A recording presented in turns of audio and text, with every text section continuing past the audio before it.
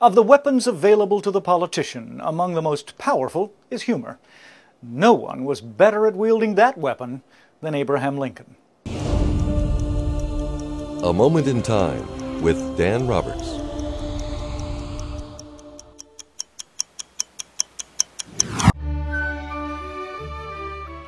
Few politicians can survive if they become an object of laughter and ridicule. On the other hand, those seeking office who have the ability to use humor as a weapon against opponents or as a means of giving themselves a more sympathetic and down-to-earth image go a long way to winning the support and perhaps the affection of the electorate. A sense of humor is not required for election, but it helps, both to soften the blow of losing or even better to keep political success in correct perspective. Abraham Lincoln's use of humor was brilliant. He was not a handsome man, with angular features and a tall, ungainly torso. Lincoln was often the butt of cruel and insulting remarks about his humble origins and rough appearance. Many times he used humor to diffuse the attacks of his enemies.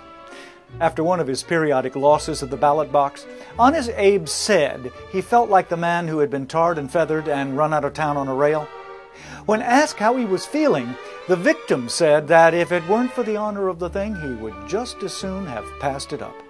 Lincoln's sense of humor served him well during the dark days of the war, if nothing more than to keep his own spirits high in the face of such terrible carnage.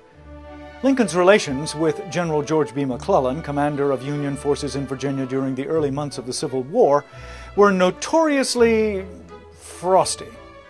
Lincoln felt that McClellan was a martinet who would rather march his troops around the parade ground rather than take Richmond.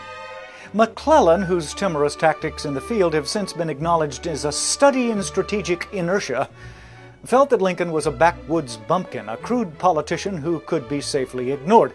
Once Lincoln called on the general at his house to encourage him to commence operations with the army. McClellan refused to see him. When someone inquired as the result of the visit, the president replied, "If General McClellan does not want to use the army for some days, I would like to borrow it and see if it cannot be made to do something."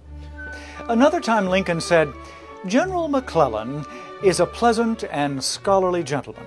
He is an admirable engineer, but he seems to have a special talent for the stationary engine." At the University of Richmond, I'm Dan Roberts.